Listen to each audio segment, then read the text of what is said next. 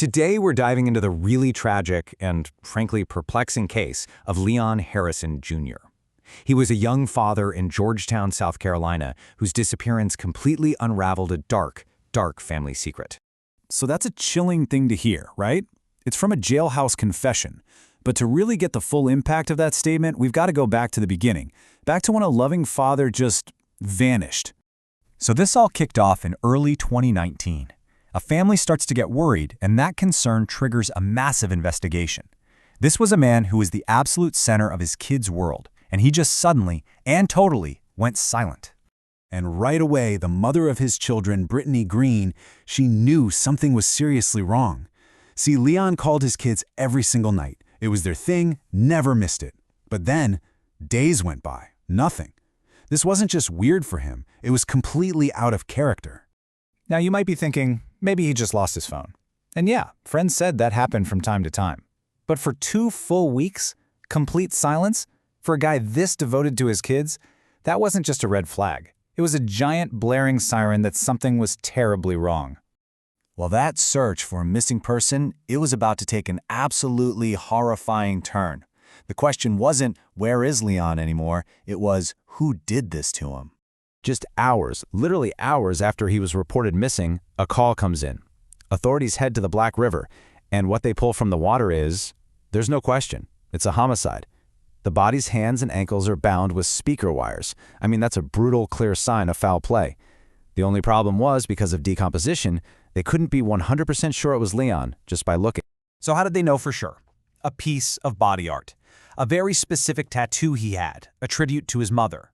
Once his family saw that, they knew. And with Leon's identity confirmed, the missing person case officially became a homicide investigation. Now investigators had to ask, who in the world would want to kill this easygoing father?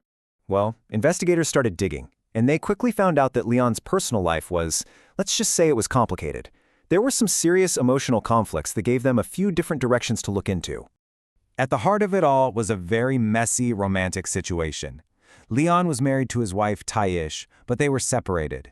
At the same time, he was in a new relationship with his girlfriend, Rosario. He was basically caught between these two worlds, and all that tension was about to explode. On February 25th, the last night anyone saw Leon alive, his girlfriend Rosario starts getting these furious phone calls. But it's not Leon on the other end. It was his wife, Taish, using his phone, just screaming threats, accusing Rosario of destroying her family. This painted a crystal clear picture of Taish's state of mind that night. She was absolutely furious. Then, after those angry calls, Rosario gets texts from Leon's phone, suddenly breaking up with her. But she read them and knew immediately something was off. The grammar was just wrong. He was using commas, writing in a way he never did. She was totally convinced he wasn't the one who sent those messages. So with all these weird texts and angry phone calls, suspicion started to build, and investigators turned their attention to the last place Leon was known to be, the house he used to share with his wife and her family. The whole Roof family lived in that house. Taish, her brother Alex Jr., and her dad Alex Sr. Police felt pretty strongly that the answers they were looking for were somewhere inside those walls. The question was, what were they going to find? And oh man, what they found was damning. In the bedroom, 2 big chunks of carpet had literally been cut out of the floor. The padding underneath, it tested positive for blood. The mattress was covered in stains, and when they used chemicals, they found a trail of latent blood that's been wiped up, leading all the way from the bedroom into the kitchen. This was clear evidence of a violent struggle and a desperate attempt to clean it all up. So when police asked Taish about all this, her explanations were, well, they were unbelievable. She claimed Leon had cut the carpet out months ago just to get a sample for something. And the blood everywhere? She blamed it on her period. It was just a flimsy story that didn't come close to matching the mountain of forensic evidence. Okay, so the physical evidence is piling up, but the family is sticking to their story. That is, until their digital trail and a key witness blew the whole thing wide open. The first big crack in the case came from a friend of Alex Rue Jr., Taish's brother. This friend told police that Alex had been bragging about what happened.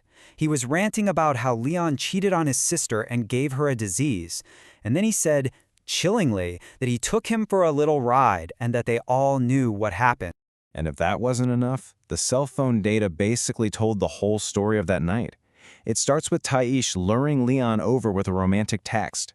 Hours later, cell data puts the family near a Walmart. And what do you know? Security footage catches Alex Jr. buying peroxide, a great cleaner for blood.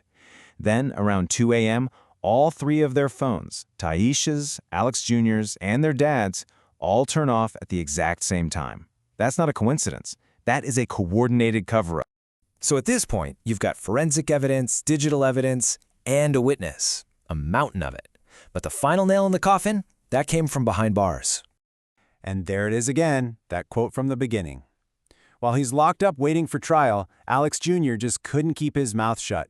He confessed everything to another inmate, totally convinced that because his dad and sister weren't talking, they'd all get away with it. He was very, very wrong. In the end, the jury saw right through all the lies. Taish and her brother Alex Jr. were both found guilty of murder. They each got 37 years. Their father, Alex Sr., was convicted of obstruction of justice for helping them try to cover it all up. And get this, from prison, Taish wrote a poem. It's this bizarre, self-pitying reflection on her marriage. She actually frames the murder not as a horrific thing she chose to do, but as the inevitable. Just a chilling, completely detached way to describe ending a man's life.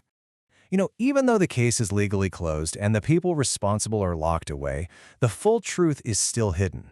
We may never know the horror of Leon's final moments, betrayed by the very family he had married into. It's a truly haunting thought to end on.